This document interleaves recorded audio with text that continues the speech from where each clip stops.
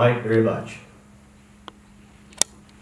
Well, we're starting off this new year, not as the first Sunday, but the second Sunday of the new year. And I've already, as of this morning, broken the pattern that I've set and have now become well known for. I don't have a question. Whoa. Not yet. I'll bet you come up with one. I bet I come up with one. It is a new year, and it's a good time to start something new. And we kicked off the new year last Sunday with communion. And it's something we do, the first Sunday of each month. And it serves as a great reminder of the primary importance in our lives, yours and mine, of who Jesus is and what he's done for us. But it's more than just knowing about Jesus, right? The key to life, and I mean that with everything it implies, the key to life is knowing Jesus personally. As far back as I can remember, my dad has taught me in some manner of words what his oldest brother taught him. And that is, it's not what you know, it's who you know, right? That's what helps you succeed in life. He never meant, I'm sure my uncle didn't mean, he was gone before I was born, nor does my dad, or has he ever meant, that what you know is not important. That never entered into the picture. We grew up with an appreciation for education and received a push to learn as much as we could. That's highly valued, as well as gaining experience and learning on your own and so on. It's not that it's not important. It's that if you're putting in priority, or if you're simply wanting to guarantee that you're going to have the best chance possible, it's who you know, it's the network, it's the people in your circle of life that matter to you. So competence is important. Don't mean to say otherwise. Competence is very important, but it's the network of relationships that matters most. So very true. And there's no one more important to have that relationship with, a good, healthy relationship with. Not just to know him, but to have a good, healthy relationship than Jesus. Now, by this point in time, I'm confident that the thought has at least entered your mind, well, we're off to a sermon on the basics. None of this is new. I doubt it's new to any of you. It may not be new to any of you watching by way of video today, and we welcome you, by the way. But that's intentional.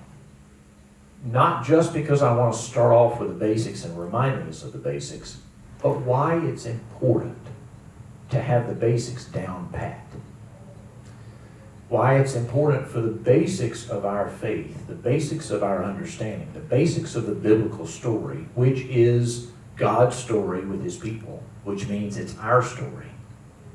Why it's so vital that we have the basics of these things second nature to us. I mean, just to know them and be able to rattle them off. So here comes the question. Well, before the question. Our faith is not something we hold to check a box, right? Our faith is something that matters deeply and dearly to us. And as we often talk about in conversations and prayer, the faith of others is important to us. The faith life of others, particularly those we love, is important to us. And it's important to us for those who don't have such a faith, particularly those we know have a relationship with. But the truth is, when we think about the alternative, it should be a burden to us that there's anyone who doesn't know. Granted, it's a choice. Anyone, including us, has free choice to decide what we believe in, who we believe in. But what a tragedy, knowing Jesus as we do and what he offers, what a tragedy to not know him, to not have that benefit and blessing in our lives. So that brings me back to the unnewness, if you will, of what we're talking about today, the basics of it. But I want to invite you to maybe help it not be quite so rote as we run through it. As I go through what I'm going to this morning, what I want to encourage you is to be imagining that in this day and age where I suspect most of you know there are fewer and fewer in our society that know the story, that know much about the faith. If you had an opportunity to share with someone you care about, or if you have had an opportunity to share with someone who came and they were exploring, they were checking out different faiths, they were searching for something more than what they've had, whatever that may be, and they, however, through whatever means, have kind of stumbled upon researching or searching for Jesus and trying to understand the Christian faith. If they were to ask you, well, tell me about it, where would you start? What would you discuss? How would you launch into it? And that seems like a basic, that seems like something that we all should know.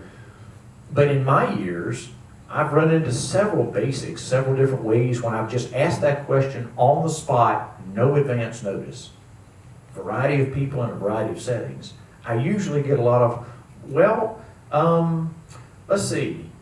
And I don't mean that critically. What I mean is I'm sure what's going through the mind is, there's different ways I could tell about my faith. I could tell about the certain things I believe in. I could talk about the story of God and His people. I could tell about the things He gets us out of or prevents us from.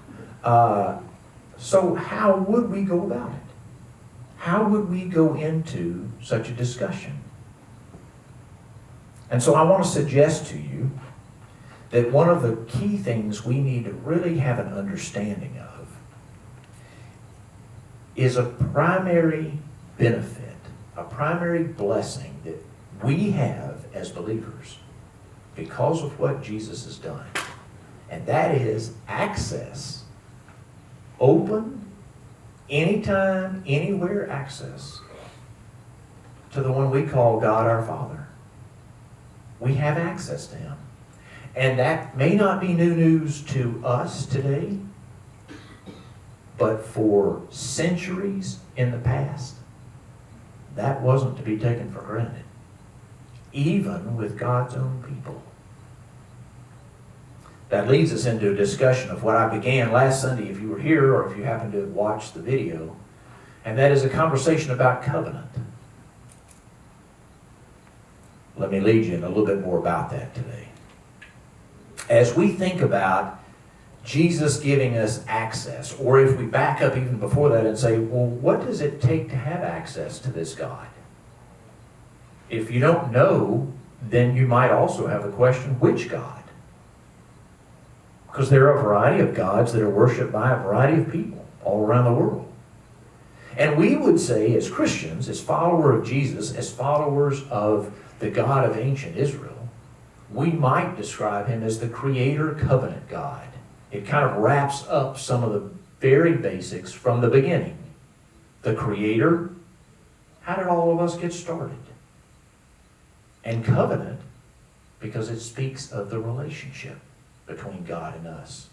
So if we talk about the true God as the Creator Covenant God, then I suspect our mission might be to try to help people understand what the story of God and His people is and how we gained access to Him in the first place. So let me give you a bit of a refresher. Follow me, and I'm asking you to follow me this morning to, first of all, answer the question in your mind, which, again, I think these are basics. Is anything that I say this morning from this point on new to you? Likely it's not going to be new. More likely is going to be maybe the order of it. And even more likely than that might be, could you, on the spot, with an occasion to share it, could you repeat just these basics? 1, 2, 3, 4, 5, 6. Okay? It's kind of capturing the story, one way of capturing the story of God and His people through the covenants. Point 1, God's covenant with Abram, who became Abraham. Genesis 12, but you also find it in Genesis 15, and you find it in 22, and mentioned in other chapters in between. But in Genesis 12, you may remember, to Abram, when God first began his relationship with him, said, beginning in verse 2, I will make you into a great nation, and I will bless you. I will make your name great, and you will be a blessing. I will bless those who bless you, and whoever curses you I will curse, and all the peoples on earth will be blessed through you. So I will bless you. I will make a great nation out of you, which means you got to start with a family. And you and your family will be a blessing to others. So he started with Abram. And then later he became Abraham. And if you flip over to chapter 22, he goes a little bit farther and is specifically spelling it out. 22 verse 15, the angel of the Lord called to Abraham from heaven a second time and said, I swear by myself, declares the Lord, that because you have done this and have not withheld your son, your only son, you may remember where I'm picking up, God had called Abraham to sacrifice his only son born to his wife Sarai, who became Sarah. I will surely bless you and make your descendants as numerous as the stars in the sky and the sand on the seashore.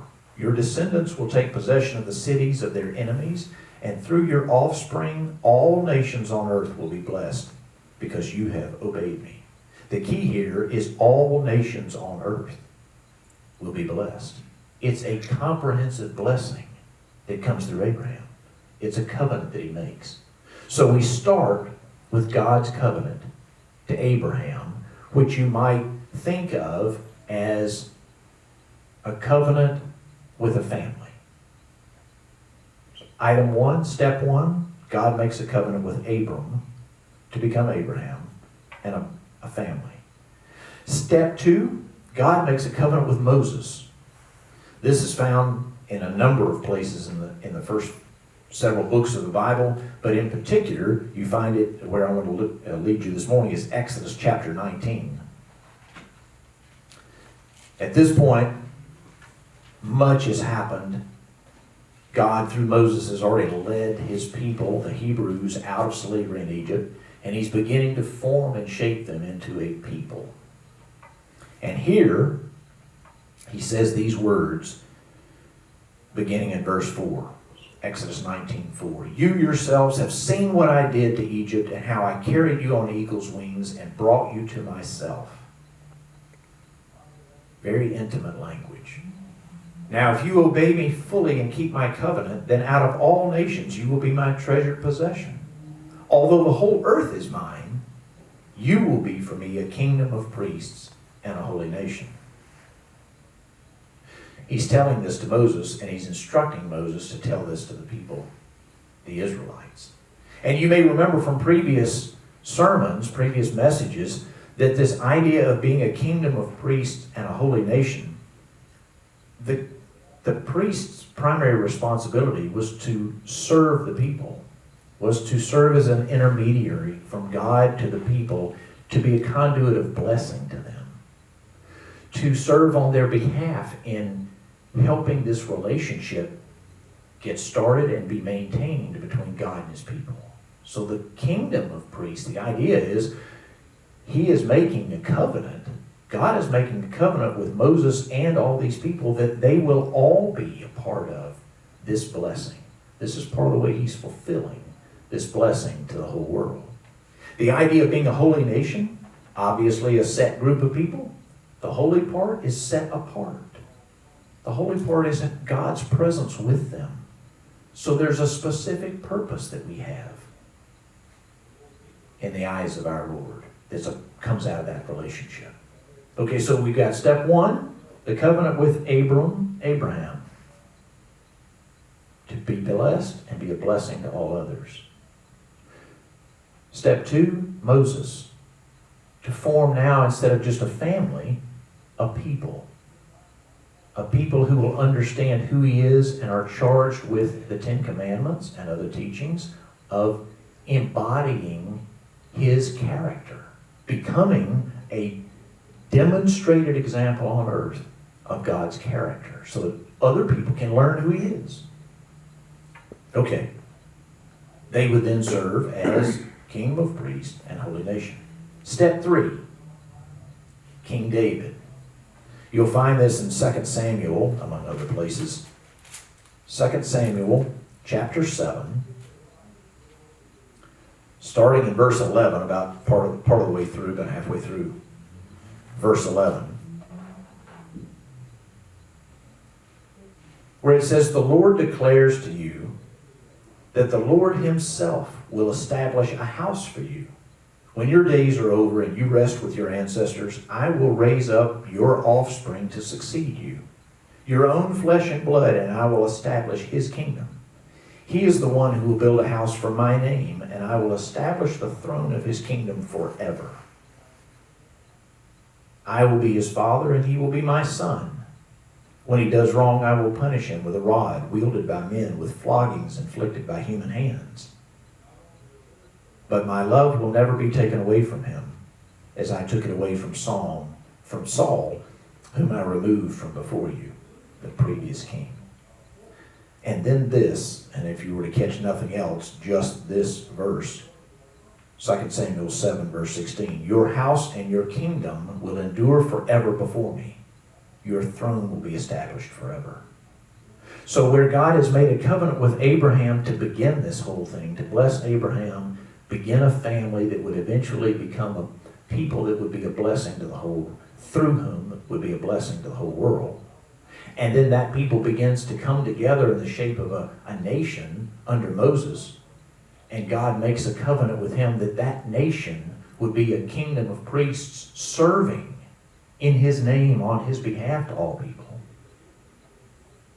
Then under David, promising that that people group would have a kingdom with a throne that lasts forever.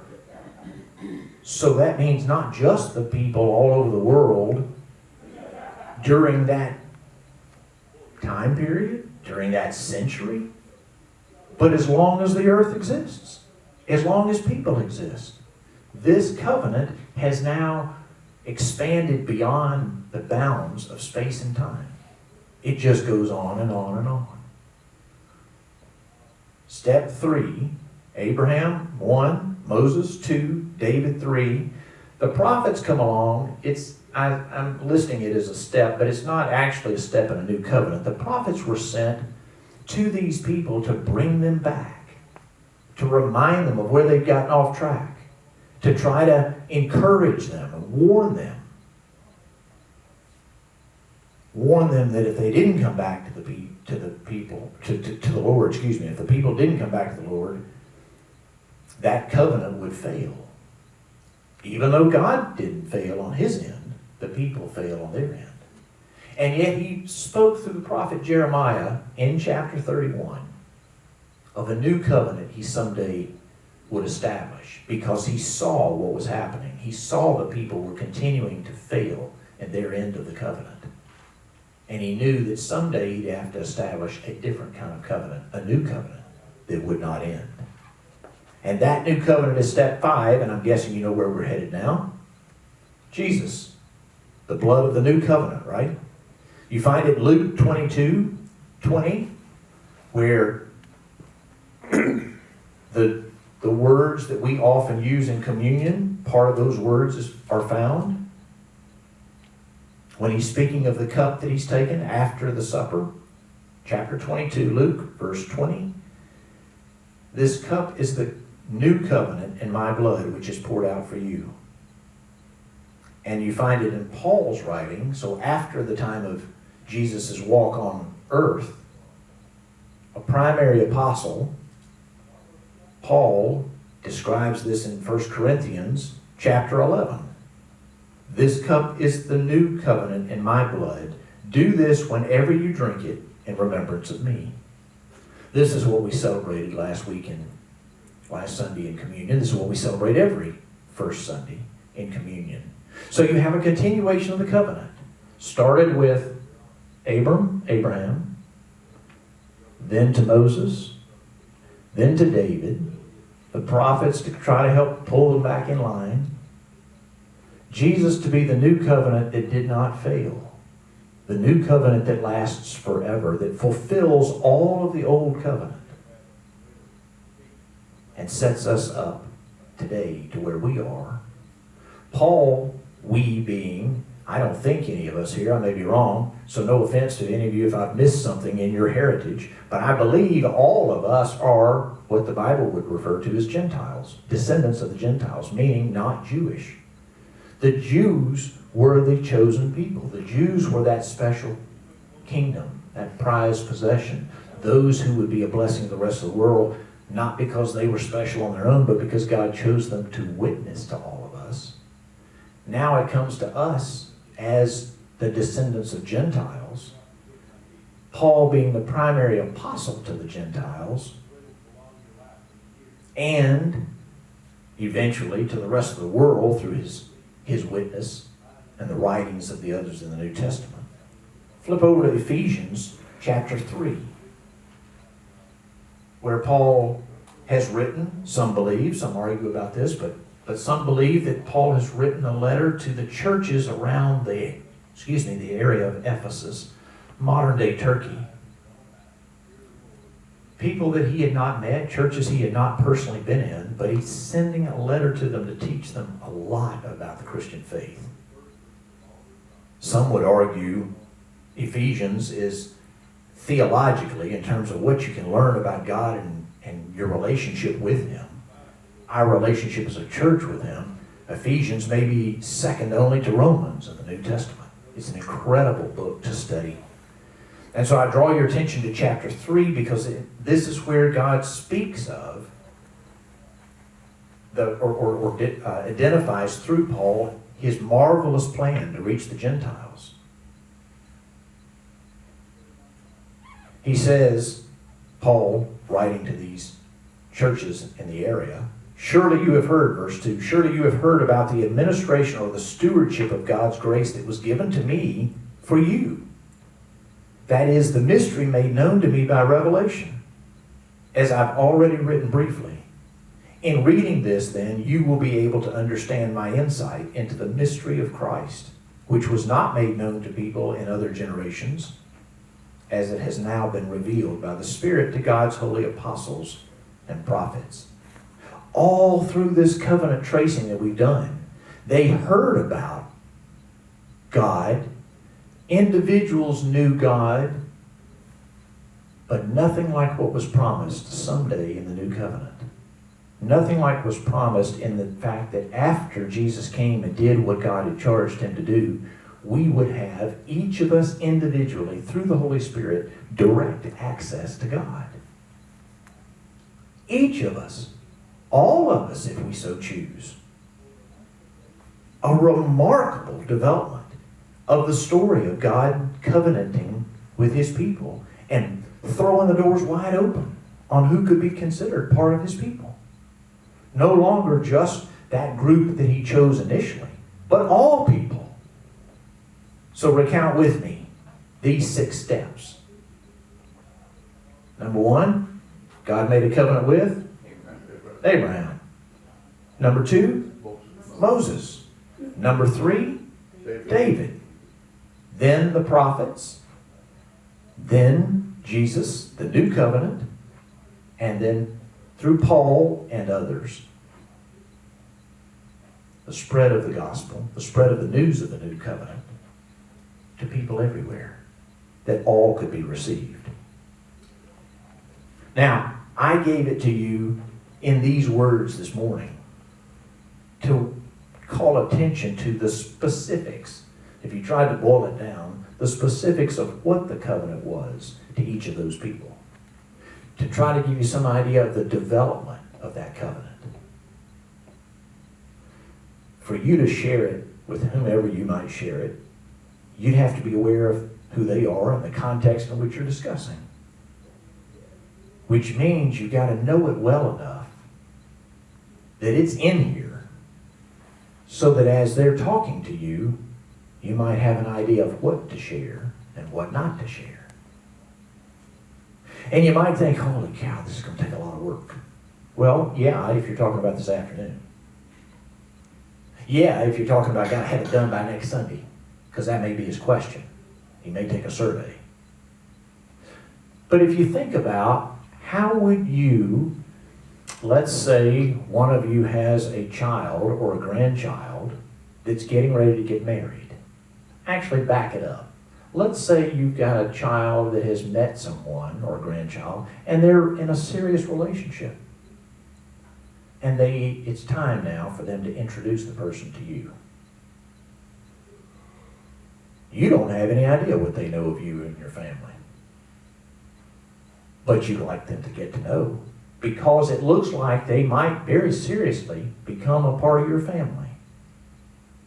And you don't want them to be an outsider. You want them to be an insider. You want them to have all the blessings of who you are, who your family is. You'd love to carry on through them the things you valued. And so imagine sitting down with that potential son or daughter, or granddaughter or grandson, and trying to tell them a little bit about who you are, knowing you don't have a week of uninterrupted time. You would identify what? Key points. Key things that would capture the essence of who you are, who your family is, where you've come from, what they're joining, and why that matters. That's just a lightweight example, because becoming a part of your family, no offense to any of you, is not going to save anybody.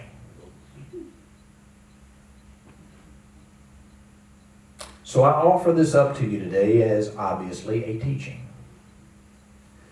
I offer it up to you today as a challenge, an invitation, with encouragement. Because all those who study these things tell us, if we don't already see it and know it ourselves, that there are more and more people in our country that don't know Jesus. They have no idea what's possible for them, the blessing that's available. How are they going to get it unless we share it? And if, by chance, you found yourself, through maybe a family member or friend, in a hospital room with a loved one of theirs that was near death, and they had no relationship with Jesus, would it matter to you? Would you wish you had had an opportunity previously to share with them?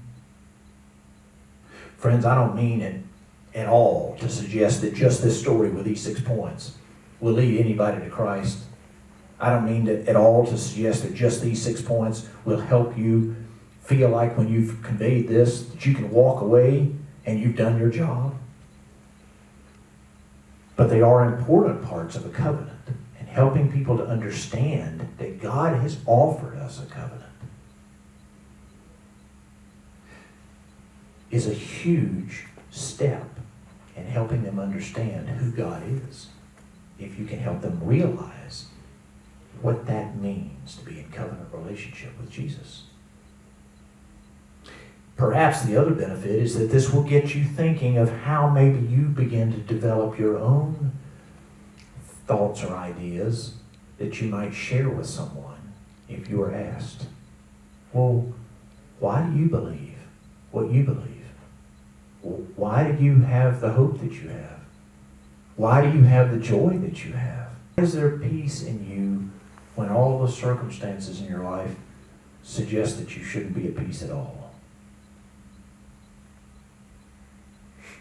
Developing a short, simple, easy to communicate, it's just in me and I can talk about it method will go a long way at easing your anxiety when somebody says, can you tell me about why you became a Christian?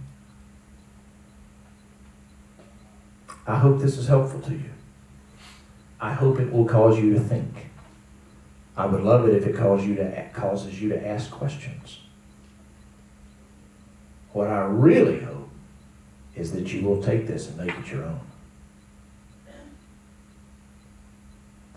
Someday maybe we'll have coffee with the Lord and be able to tell Him how we described it to others.